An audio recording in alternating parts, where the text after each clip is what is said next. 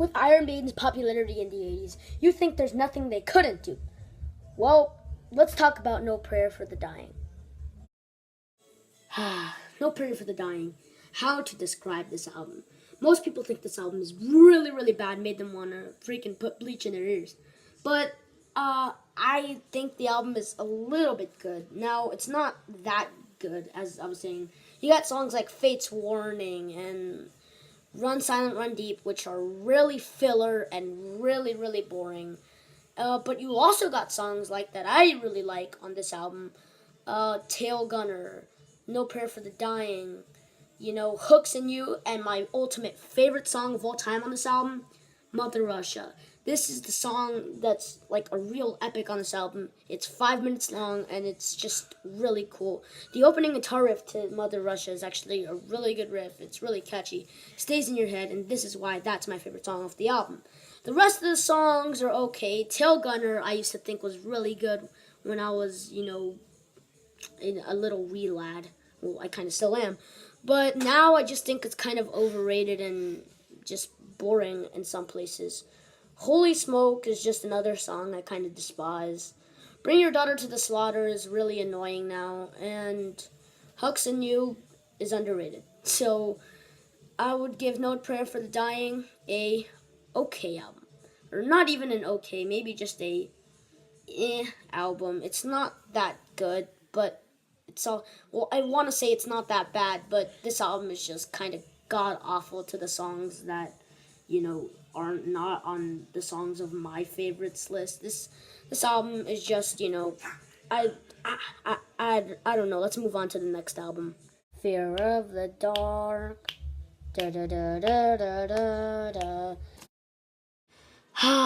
After No Prayer for the Dying, we actually got a slightly, well, not even slightly, a better album than No Prayer for the Dying. Now, you still have your tracks like Fugitive, Chains of Misery, Apparition, and Weekend Warrior, which are just complete filler. But 90% of this album is just all original. It's like Maiden resurrected, just like Jesus, This album is as good as I say it is. Now, of course, I just mentioned the filler tracks, don't listen to them. But tracks like, Afraid to Shoot Strangers, Be Quick or Be Dead, Childhood's End is probably one of my favorite songs off this album and really underrated, are songs that, give me, what's the word? Give me hope for Iron Maiden in the 90s. Of course, this is the last album with Bruce Dickinson, and they're about to go to Blaze Bayley of Wolfsbane. But either way, this was a great last Bruce Dickinson album. This album has all the heavy stuff you expected from Maiden and No Prayer for the Dying when they went all soft and stuff. But now, you get a breath of fresh air. This album is pure heavy. The drums actually are a big kind of standout. I really like the drums on this album. And other than that, this album spans almost an hour long. And I'm just here questioning, like, what the heck? Like, I'm not even joking right now. This album almost spans an hour long, and I didn't think it needed to be an hour long. Just get rid of Fugitive, Chains of Misery, Apparition, and Weekend Warrior, and we're all fine. Speaking of Weekend Warrior, I just want to stop talking about Fear of the Dark, because I really want to get to the X Factor. But Weekend Warrior is god-awful. It's filler, and it's just terrible. But now, on to a new era of Maiden. Hi, I'm Blaze Bayley, new singer for Iron Maiden. Stop! I am so outraged that this guy, this bald head, had to replace my favorite singer, Bruce Dickinson.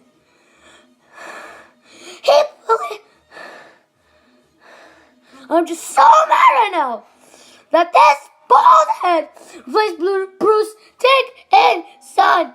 He played all my favorite album, Number of the Beast, and I just want to cry. That's what I would have said if I strongly disliked Blaze Bayley.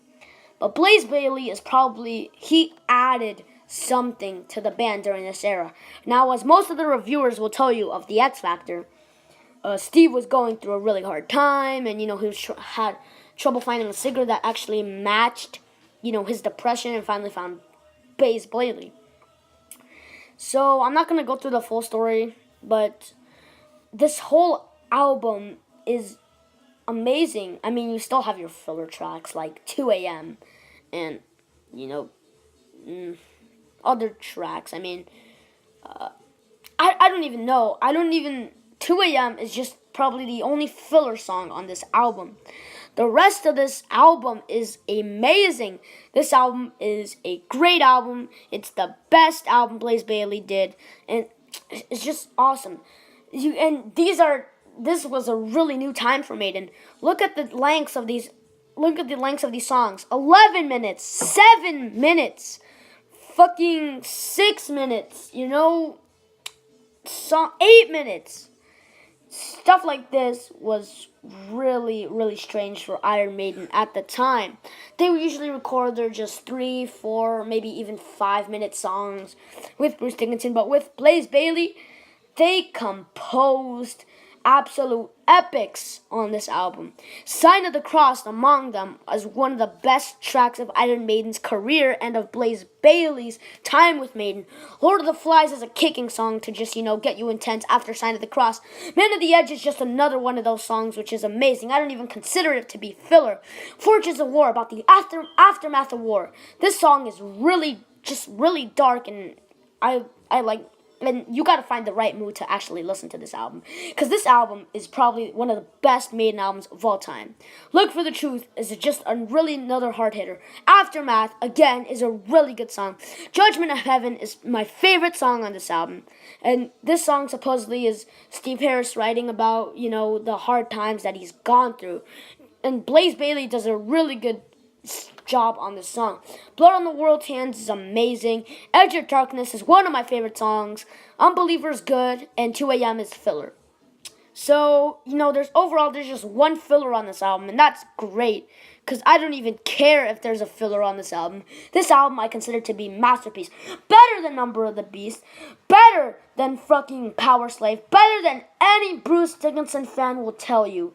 This album is godly, and it deserves to be that way until we all die.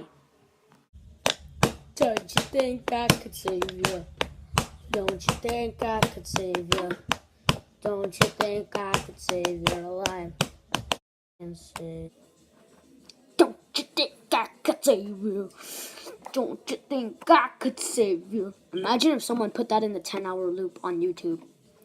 Well, as we were talking about, the new album in 1998. After X Factor, they went on a couple of tours. Blaze Bayley butchered Iron Maiden's Bruce Dickinson songs, literally, like he sucked at them, like it made me want to kill myself. But enough talking about that. We're going to talk about Virtual 11, the album that supposedly is the worst album that they recorded with Blaze Bayley. Now, I do not agree. This album has epics like The Clansman, Angel, and The Gambler. You actually thought I was going to consider that an epic. No, it's 10 minutes of don't you think I could save you? Don't you think I could save you? Just a bunch of that stuff. But Iron Maiden did kind of diverse work here. Like, Don't Look to the Eyes of a Stranger. I know many people find that song annoying and, just terrible. I find that song amazing. Just the way it just turns from, like metal to like this circusy, like it's just really weird and odd for Maiden, but odd in a good way, at least for me. These songs are really good. The lyrics probably aren't that good, except for on The Clansman. But the lyrics definitely kind of, they kind of lowered the bar a bit. The lyrics here aren't too smart. They don't have really, like, concepts to them like X Factor did. But at least, this album is pretty good. Now, this album lengths 53 minutes, one of the longest. I still can't believe Fear of the Dark actually clocked in at 57. But my favorite song on this album is probably Como Estias Amigos. This song was written, I think, about a war. But it's just really, like, sad to listen to. I mean, I don't cry, but it's kind of an emotional feeling. It's just really, they did a good job on the song. When Two Worlds Collide is also a really good song. Clansman. Lightning Strikes Twice is just a heavy metal hard hitter. So, Virtual 11 is really good. I mean, they not as good as X Factor, but they lowered the bar on the lyrics a bit. The musicianship is actually pretty good, and this is the last album they had with Blaze Bayley, and that ends this, whole era of Iron Maiden. Oh God, we're almost out of time. Well, that ends this part of the 90s of Maiden. Of course, they had a downfall, but they got back up with albums such as The X Factor and Virtual 11, in my opinion. Now, these albums they probably weren't commercial successes, but they are great in their own way. Not so much No Prayer of the Dying, but Fear of the Dark and On is just pretty good. Now, get excited because we're getting into the 2000s of Maiden.